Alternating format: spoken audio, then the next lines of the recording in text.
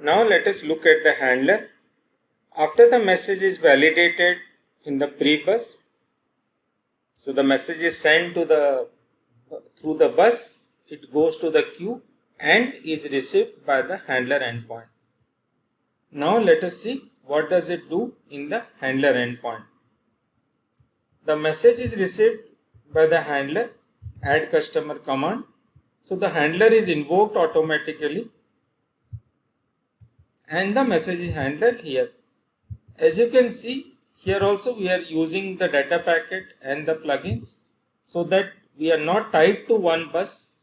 So this makes it easy to swap bus if you need to, even after implementation. So that feature is going to come soon. So the processing is decoupled from the actual implementation. So here the flexiflow.run, one plugin is called. We will see that plugin in a while now. And remember, we need to pass the message handler context as the third parameter. This is very important here to maintain transactions, because the handler context will maintain transaction, and when it is n service bus, each bus has its own way of handling. So, and also if you use n service bus, you will have a lot of tools which will tell you how the message is flowing, which one has succeeded. Lot of things are there in that. So let us see the plugin now. So this plugin is invoked as in the same mechanism as we had the sequence and plugin validations. Here it creates an instance of the domain model using the flex host. So this, then it calls the add customer method from the domain model. So let us see what does the add customer method is written with. It is in the domain model. As we have explained in the domain, it receives the message through the command. It maps the message to the domain model, and this is important. So the model is set to added state, so that Flex repo will recognize that as the record is inserted and it will insert into the database. It's a new record, it will identify. And for other step like update, delete, also we have other states. So you will see when we come to the respective methods. So this is how it is there.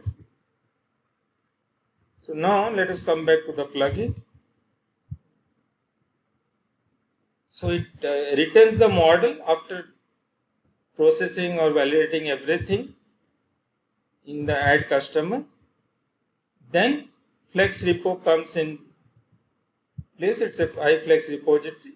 So whatever we have instantiated during the startup as a DI, with the DI container, it will be invoked and it does the insert and update for you in the context.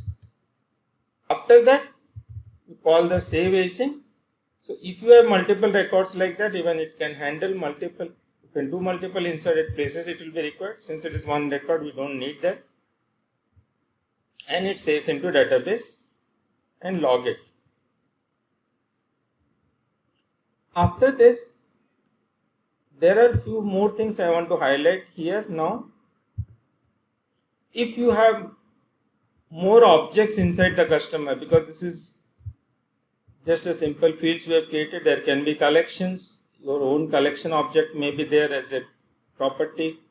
You may have more of simple objects also. So for each object you need to add, you need to set, edit or modify. Let's come back to plugin. After the record is inserted successfully, it raises the event. So how the event is fired is, you may have multiple events based on different conditions. So right now we have only one condition on success. You may want to raise different event on failure or any other custom, any other condition that you have in your domain logic. So it calls the appropriate method whatever condition you have put. So on event condition, then you set your condition accordingly. So suppose you want to do here on days event condition equal to, you can have, let's see what it has created here, condition on success. See, the constant is declared so that we don't have to look at any of this thing.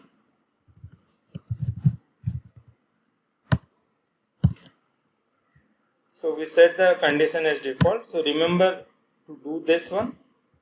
We have not done anything as default, since you may need some multiple condition and we are yet to arrive at a logic what default condition should be given. So till the time you can set this manually here. So the condition is set and it will call the on success method, and then you fill your properties according to what you need, and there is the event. So now we need to define a customer added properties also. So let us, it is there in the events.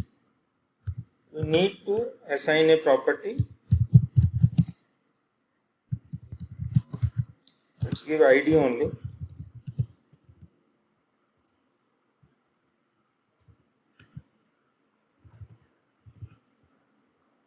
So where do you get the ID? It is there in the model. So here we come and paste the ID equal to model.id. So it raises the event and the ID is set in the event, so that anybody who want to access the event, any subscriber who is interested in the event, they will know that the event is raised and they can process it further. You can add your more fields if you want according to your business needs. So after this we will understand what a subscriber is.